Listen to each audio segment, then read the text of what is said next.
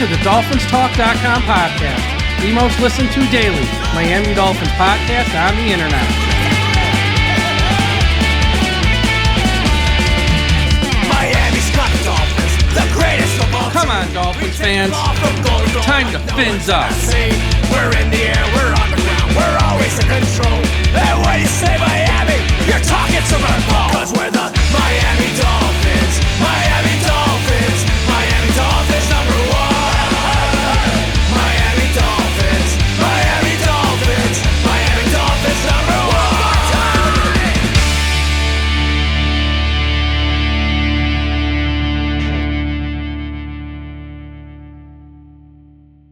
Hello, Miami Dolphins fans. How are you today? And thank you for listening to another episode of the DolphinsTalk.com podcast on this Sunday evening, October the 13th. I'm your host, Mike Oliva, flying solo tonight as the Miami Dolphins had a bye week this week, no game.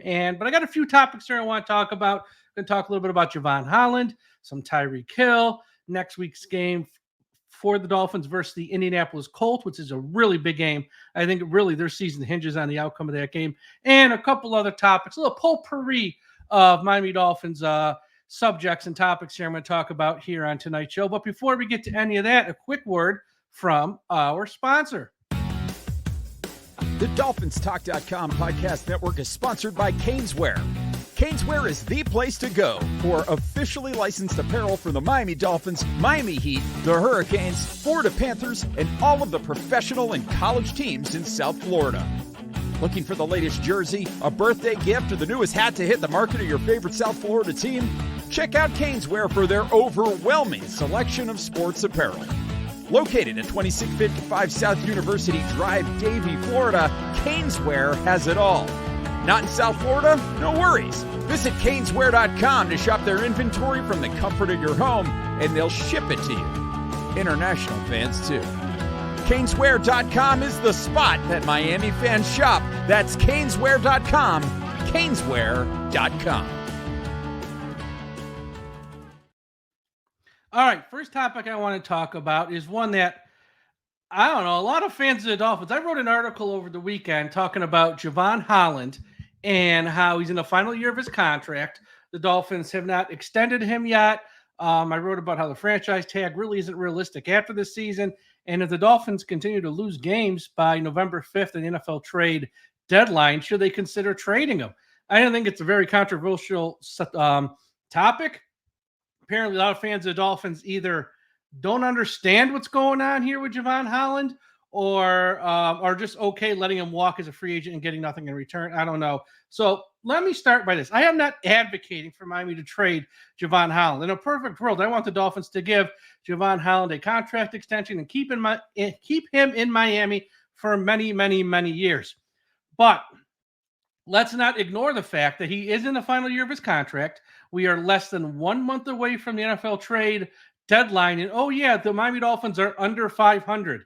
Not to mention Chris Grier, the general manager, who probably isn't getting fired after this year, as much as we all hope and want him to do, never, ever, ever, never, ever pays non-premium position players.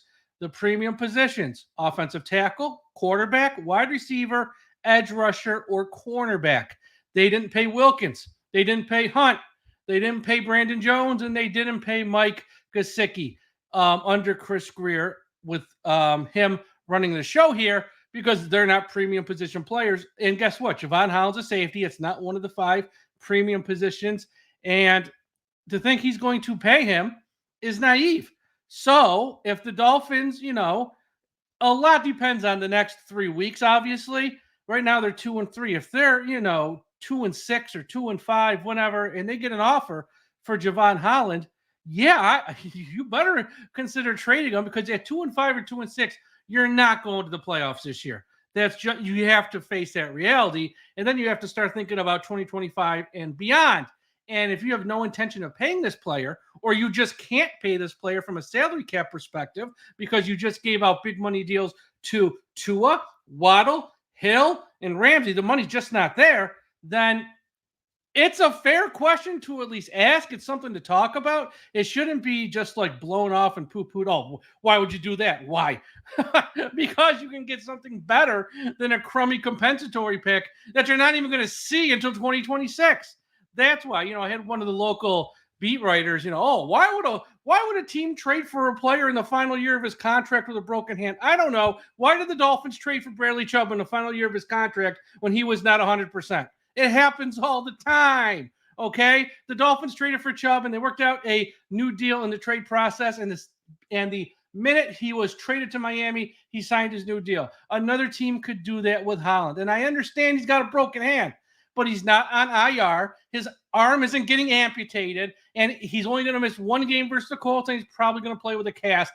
It's really not that big of a deal, okay? If a team really wants a superstar safety, they would trade for him. Understand the next 4 to 5 weeks he might have to play with a cast. It's not a big deal.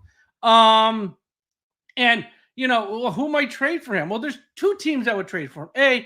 A team with a lot of salary cap space who's doing some forecasting to say, next March when he is a free agent, we're going to make a heavy push and, pay him Antoine Winfield money to make him the highest paid safety in the league. He's on our list of guys we want. If we can trade for him now and lock him up long term now, it's just a plus. That's one type of team. The other type of team is a really good team. Say a team like Kansas City. Say a team like the Lions. Say a team like the Ravens, who are going to the playoffs this year. They have eyes on winning the Super Bowl and are, quote unquote, all in. Less concerned about the draft as they are a ready-built team to win. And they might part with, what's a third-round pick if we can get a guy who's going to help us get to the Super Bowl this year? Take a third-round pick. Send us Holland now. And you have him for the rest of this year.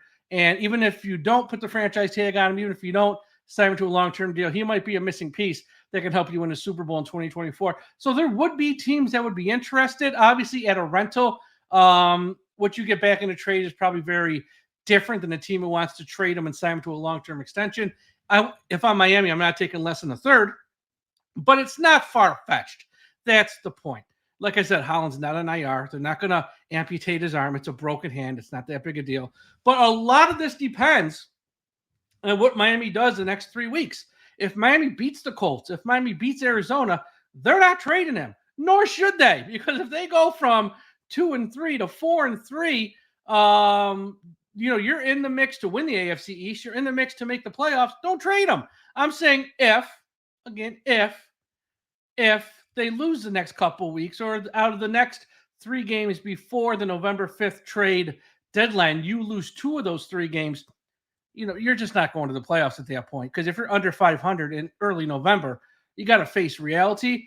So that's when you would seriously have a conversation of, look, with Chris Grier's history, we're not going to pay this guy. The franchise tag, here's why the franchise tag's not realistic. The franchise tag on a safety this past year was $17.1 million.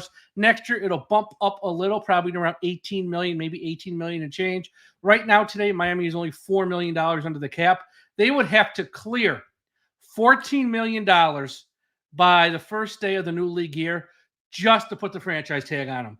And then that leaves you zero money to go out there and sign anybody. And we know with this team, they have holes everywhere, and they have old players who won't be back here next year because they're probably going to retire, like a Jordan Poyer and a Calais Campbell, and Lamb and Armstead. You're going to need to be active in free agency. So just having to clear $14 million to put the tag on them, leaving you no money to sign anyone else, it makes it tough. And it would be really tough to reschedule, to have to restructure the contracts of Ramsey, Hill, Waddle, and Tua, as the ink isn't even dry in those contracts. They just gave them to them a few months ago.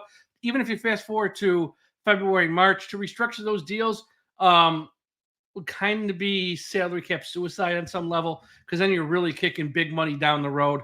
So again, if they win, no, don't trade them. Nobody would say otherwise. I'd be really stupid to say that.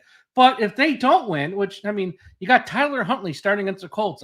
They're a little bit better than the Patriots, so it's going to take a much better performance for Miami to beat the Colts on the road. Then you play an Arizona team who has the same amount of wins as Miami, but they also went to San Francisco and won.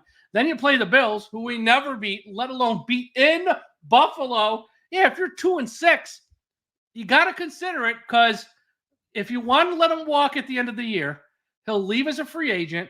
You'll get a compensatory pick in 2026, which is like a lifetime away from now. And who knows what the compensatory pick is? Because then in that offseason, if you sign a big name guy for some money, maybe it would be a third-round pick for Holland, but because you signed someone who makes a lot of money, it drops to a sixth-round compensatory pick. So you essentially lost Jevon Holland and got nothing of consequence in return, to where if you're 2-5 or 2-6, you can trade him and get a second or third-round pick for a guy who's not going to be here anyways. I don't know why this is a controversial stance.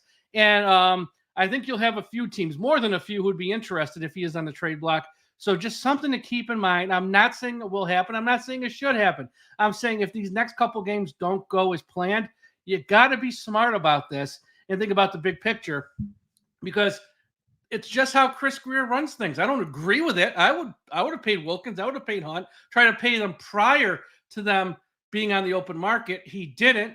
And now with Holland, he didn't sign him prior to him being able to go on the open market. If you can't afford him, or you don't want to pay a safety, $84 million like Antoine Winfield got, then trade him. Get something that you can use in 2025, a second or third round pick there maybe, who can help you with next year's draft, this March draft. So we'll see what happens. But, very surprised. Don't do anything. Okay, he's just going to leave. And then you get nothing. So it just makes no sense if the season's over in late October, first part of November, why you wouldn't want to trade him. But I guess fans of the Dolphins have been beaten down with losing and been brainwashed by this crummy front office for so many years. They don't know their ass from their elbow. But again, if they win the next few games, they should hold on to him. Former NFL executive Andrew Brandt, who was with the Packers for many years, wrote an article on how 2 years ago, when Tyreek Hill was traded from the Chiefs to the Dolphins and Davante Adams was traded from the Packers to the Raiders, he's looking back 2 years later on who won the trades. And, it's a pretty logical take, but of course, some fans of the Dolphins get mad when they hear the truth. Because clearly the Packers and the Chiefs won the trade. The Packers, they moved on from Adams. They've won playoff games since then.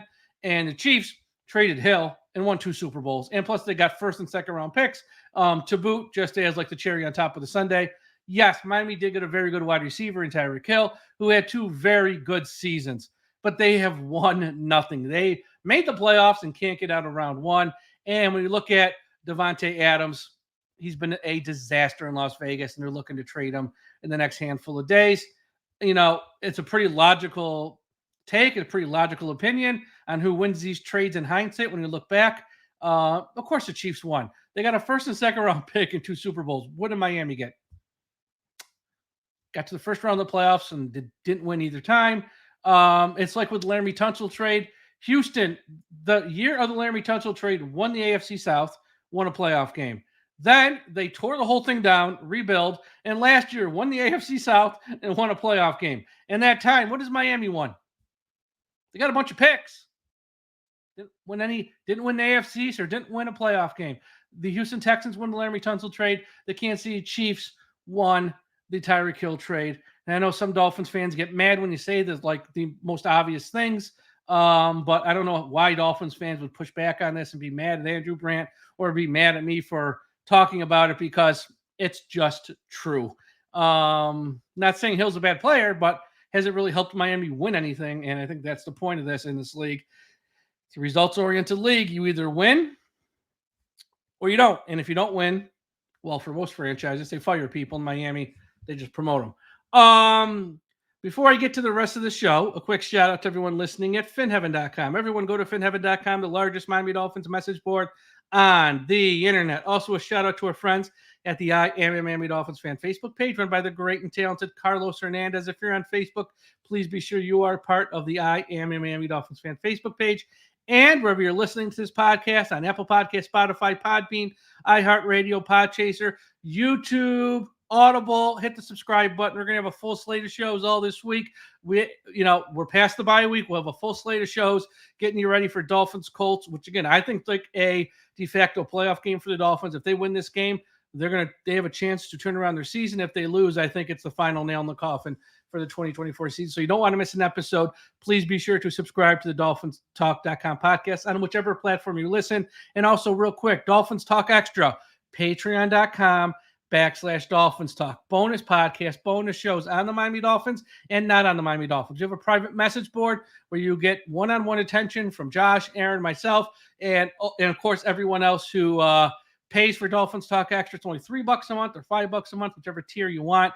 Again, patreon.com/Dolphins Talk. We have live watch-alongs where as the game is going on, you can join us in the watch-along and chat with us, come on the show with us, watch the game live on a YouTube stream that is private with myself, Josh, and Aaron as the game's going on. So everyone check out Dolphins Talk Extra, patreon.com/Dolphins Talk. Okay, I found this interesting. The Miami Dolphins had scouts at 3 college football games over the weekend. Now, that's not interesting because they have scouts at games every weekend. But you don't often get to hear which games they're at. And it leaked out this weekend for 3 games they were at. The Miami Dolphins on Friday evening had a scout at the Northwestern versus Maryland game in Maryland.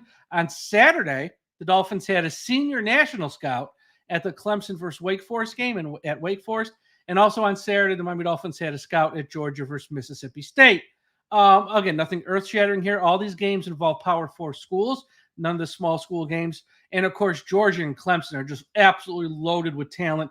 Those are 2 schools that are going to have a ton of guys drafted as they are just, so talent-rich at Georgia and Clemson. And they're there looking at everything. They're looking at offensive linemen, looking at edge rushers, safeties, corner, wide receivers. They're looking everywhere. But as we all know, quarterbacks reign supreme. And the fact that they had a senior national scout at the Clemson game with I'm going to say the last name wrong. I apologize. Cade Klubnik, who will get drafted. And the fact they had a scout at the Georgia game where Carson Beck was going to go round 1, probably top end of round 1, is interesting. Now, look, I don't want to get into a huge Tua debate, but the reality is Miami needs to find the quarterback of the future, whether Tua is here, just for the rest of this year, or if he's here through 2026 and then they move on. Either way, the Dolphins need to get a quarterback of the future to build around. They need a solid veteran number 2, and they also need a young guy to build around. Just because everything that happens with Tua with the concussions, we know he's not someone who can stay healthy on a consistent basis. And also with the Dolphins, here's something else just put in the back of your mind. If they're going to move on from Tua, they're going to do it prior to March 14th. Because on March 14th, $54 million becomes fully guaranteed through the end of the 2026 season. So if the Dolphins want out of this contract with Tua, they go, this concussion, maybe he comes back as another one. We just can't keep doing this. And by March, probably 13th, one day before, sometime prior to then, they could cut him. And yeah, they're going to have to eat some dead money. But if you draft a rookie quarterback, he's going to be cheap. So you can live for a year or 2 with that, because $54 million as of March 14th at 12:01 in the morning becomes fully guaranteed. And then Tua is here through the 2026 season. And if they don't want to move on from Tua, it really means Tua is here through the 2026 season. Would be wise to have another young quarterback ready to go. Either someone you can groom into a number 2 quarterback over time, or someone who the next time Tua has a concussion that might be career-ending can be ready to go. And I think with Carson Beck and Cade Klubnik, those are 2 young guys you can build around. Now, this weekend, Carson Beck threw for 459 yards and 3 touchdowns versus Mississippi State, and Cade threw for 309 yards and 3 touchdowns versus Wake Forest. They both had big games this weekend with Miami Dolphins scouts there in attendance. Again, I know they're looking at all the positions, but I want to focus in on quarterback because I think that's where this Miami Dolphins offseason is really – they're going to have a long, hard conversation in that. We know with Tua, again, how he gets these concussions are very routine hits. They're not like gruesome hits. Is the next one going to be the last one? Is it only 2 more? And then he's going to have to hang it up. At what point does the NFL and the NFLPA step in and go, you can't play anymore. This is not healthy. And I know other players have concussions. It's just not the same. With the whole fencing thing on the field, no other players we've really seen that from, at least, multiple times. So it's just different. So don't, start to tweet me or send me emails. Well, other players have concussions. Yeah, I know, but I don't care about them. We're talking about our guy who just got paid $230 million, and his situation is very unique. So it's going to be interesting to see, if by March 14th he's still on the roster for the Dolphins. That's number one. And if he is, do they use a pick in which round to add a young quarterback? Because what we know is the quarterback room in Miami stinks, and they have to improve it both with a veteran who can be a probably solid number two and add a young guy who is either your quarterback of the future or someone who you hope can groom, because Skylar Thompson won't be here next year. Tyler Huntley won't be here next year, and they're going to have to just revamp that whole room. All right, Dolphins-Colts next week. As I said, this is a de facto playoff game for the Dolphins. The Colts scored 10 unanswered points today. 10 unanswered points in the fourth quarter today to beat the Tennessee Titans, a team that Miami lost to. Joe Flacco was the quarterback today. Anthony Richardson will probably be ready to play next week versus Miami, but that's not a sure thing. It might be Flacco again. We'll have to wait and see over the course of the week. We know next week in this game, Tyler Huntley will be the starting quarterback for the Miami Dolphins. We know Jevon Holland is out. We know Jaylen Phillips is out for the rest of the year. No word yet on Achane, if he's going to be able to play next week or not. He is in the concussion protocol as well. Michael Pittman, the superstar wide receiver for the Colts, who many thought would go on IR, he actually played today, and he played well and was a big reason why they had that late comeback. So Pittman is probably going to play for the Colts. Richardson might play for the Colts at quarterback. And for the Dolphins, still going to be another week of Tyler Huntley, if not a few more, because who knows with our quarterback situation. And we don't know with Achane. And, of course, no Holland, no Phillips. To me, the fate of the 2024 Dolphins is on the line next week. If they can get to 500 at 3-3 with Tua most likely returning the following week, although that's not 100%, but most likely returning versus Arizona, you have a chance to turn around the season at 3-3. You absolutely do. At 2-4, with a road trip coming up versus the Bills, and then you got a cross-country trip at versus the Rams after that, who are going to be whole with Cooper Kupp and Puka Nacua back by then. Those are two tough games. And even the Arizona game, that's a pesky tough game. I know they only won 2 games this year, but they went to San Francisco 2 weeks ago, and they beat San Francisco in their building. They're a pesky team. At 2-4, that's an uphill battle for Miami, knowing you got Arizona versus road trip versus the Bills, road trip versus the Rams to sort of dig out of. But at 3-3, that's a whole different look. Because you look around the AFC, Cincinnati, they won Sunday night. They're still a mess. Cleveland is in the toilet. The Broncos, Chargers, Raiders, there's nothing going on there. The Titans stink. Jacksonville stinks. If you beat Indy, you have a tiebreaker over them at least. If you got a chance, and you still have to play the Jets twice, so you can, beat them twice, have a tiebreaker over them and knock them down. That's why if they can get to 3-3, it puts a sense of hope that they can turn this. I don't know if they're going to win the East. I don't know if they're going to win a playoff game, but could they get a 6 or a 7 seed? Absolutely. And make the playoffs for sure. And from where they started at 1-3 with all the injuries, with no quarterback and all the whole mess, to get to the playoffs, either a 6 or 7 seed, that would be an accomplishment. Not the accomplishment and what we wanted at the start of the season, but from where we were in early September to get to the playoffs at that point would be huge.